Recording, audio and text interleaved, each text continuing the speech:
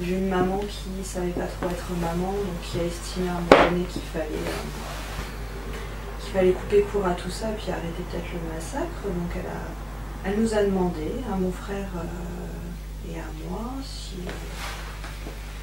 si c'était pas envisageable de quitter sa vie, ce qu'on a accepté en fait. De quitter quoi, pardon? De quitter sa vie à ma mère, oui. et voilà, elle avait une nouvelle relation amoureuse, donc... Et elle vous a demandé à vous, les enfants? Ouais, elle nous a demandé où est-ce qu'on voulait aller, enfin de manière comme ça. Comme quand on demande par politesse si ça va, hein, elle nous a demandé où est-ce qu'on voulait aller, donc mon frère voulait rester chez ma mère, moi je voulais rester chez mon père, et... Vous aviez quel âge à l'époque? Alors moi à peu près 6 ans, et mon frère donc il a 2 ans et demi plus que moi, donc oui, 8. Donc voilà, elle nous a demandé dans une espèce de temps très solennel, et bon bah alors, vu la difficulté, l'idée c'était un petit peu qu'on reste ensemble avec la même personne, et elle nous a demandé si on voulait pas retourner aller chez notre père. Donc ça c'est fait et pas fait, c'est-à-dire qu'on a effectivement quitté sa vie pour aller finalement chez nos grands-parents, parce que c'était compliqué à ce moment-là pour notre père de nous accueillir, puisqu'il s'était remis avec, voilà, suite au divorce, il s'était remis avec une dame, et donc qui attendait un bébé. Donc on a été 2 ans chez nos grands-parents. Voilà, notre père venait nous voir régulièrement, puis bon, bah, au fil du temps, on a emménagé chez mon père, qui finalement s'est retrouvé à habiter à peu près à 200 mètres de chez notre mère. Et juste à côté. Voilà, juste à côté. Et donc voilà, on l'a croisé souvent, mais c'était tout était dénué d'affect. Hein. Il y avait, voilà, il y avait vraiment pas de... Dénué d'affect, mais de quel côté? Du côté de deux côtés, de la maman, de vous? De nous, parce que je crois que quelquefois elle avait quand même tenté de venir voir mon frère au foot, ou moi à la sortie de l'école, et puis je pense qu'on l'ignorait. Oui. Mais est-ce que l'ignorer, ça serait d'être un peu mettre de l'affect des côtés? On verra, je sais pas. Qu'est-ce que vous en pensez? Probablement. Je pense que c'était... Oui, c'était plutôt méprisant. Alors je me rends compte qu'assez tôt, on a été vraiment méprisant. Oui. Après, voilà, il y avait la... Mais le mépris, vous ne pensez pas que ce soit un affect quand même? Ah oui. Ah oui, hein? Oui, qui est très fort. Qui est très fort. Qui est très fort, parce que ça nécessite quand même tout un sport intellectuel de mépriser. Absolument. Ça veut dire que c'est pas du mépris pervers, et encore, voilà, non, c'est du... C'est-à-dire que quand on méprise quelqu'un, on nie son existence pour nous-mêmes, et puis bon, bah, pour le coup, vu le lien que ça implique, ça nécessite un grand sport. Ça veut dire en gros... je sais qui tu es, et normalement nos relations devraient être plutôt normales, plutôt affectueuses, et ça ne l'est pas, donc je méprise, et je taille la route, et j'évite le regard, et j'évite de croiser, et je baisse la tête quand je croise, et bon, moi je regardais de travers quand même, mais voilà, mais ouais, en tout cas dans l'idée il y avait ce mépris-là. Et puis peut-être aussi pour se préserver, oui. mettre de côté aussi l'affect pour nous. Hein. Tout à fait. Donc oui, j'aime bien cette idée que le mépris ce soit un sport intellectuel très poussé, et que c'est au fond un affect quand même, mais d'un autre ordre.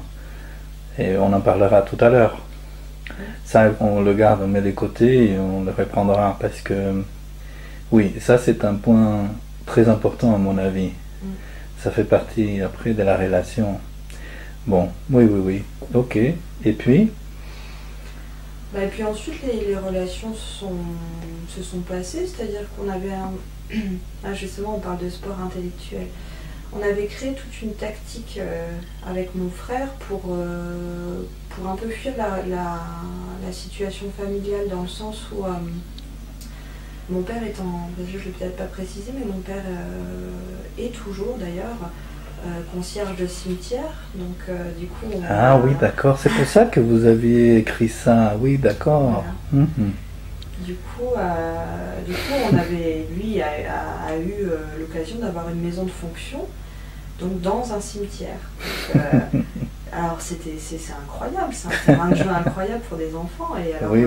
parce qu'on n'a pas, enfin forcément au départ on n'avait absolument pas compris le côté morbide de la situation, et ça nous plaisait bien.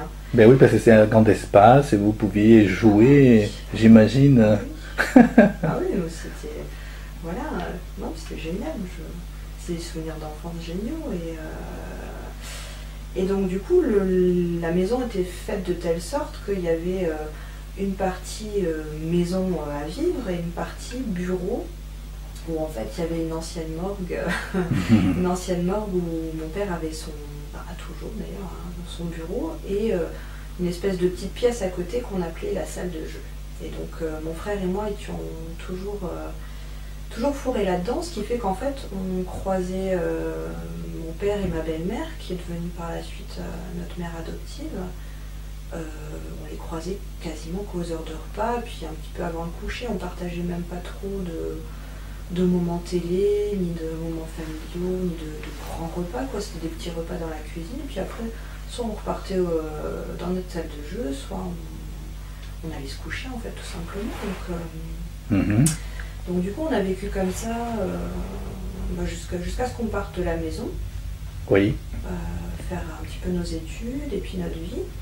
Et donc ouais, à peu près, oui, on est parti à peu près au même moment, à 17 ans l'un et l'autre, et puis il se trouve que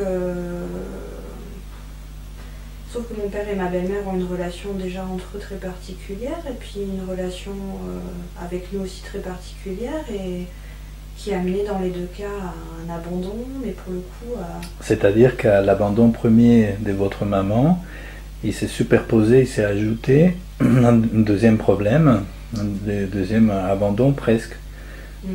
C'est ça? Avec la belle-mère, pardon. Ouais. C'est ça? Oui, c'est-à-dire que les relations n'étaient pas très heureuses, après, elles n'étaient pas très conflictuelles. Nous, on est un petit peu ce genre de personnes qui aimons éviter les conflits. Alors, on avait aussi élaboré tout un sport pour éviter ces conflits-là. Donc on n'a jamais trop posé de problèmes à l'école, ni au niveau du comportement. On n'a pas eu une adolescence avec des grosses conduites à risque et ce genre de choses pour s'émanciper. On prenait notre mal en patience, en fait, je crois bien. Et du coup, moi j'ai rompu avec ma belle-mère, parce que c'était à mon initiative en tout cas. Enfin, oui. Le jour où j'ai eu mon diplôme, c'est-à-dire que finalement je paye une pizza, et puis je rapporte une bouteille de champagne chez mes parents, puis il se trouve que je sais pas pourquoi, je pensais que je pouvais dormir, enfin tacitement je pensais que je pouvais dormir chez eux. J'habitais à peu près à 40 km de là, dans mon appart étudiant, et puis ma belle-mère me dit très tranquillement, bah non, tu dors pas ce soir ici. Donc il était 22 ou 23 heures, il n'y avait plus trop de train, mon père pouvait pas trop me ramener à la gare parce que bon, il avait un petit peu bu, et donc je me suis retrouvée là comme ça. Donc je cherche pas à comprendre, il se trouve que j'arrive un petit peu à m'arranger pour rentrer chez moi, et j'ai pu donner de nouvelles, et ils n'ont pas cherché à en reprendre. Oui. Très bien. On va s'arrêter là pour l'instant. Très bien.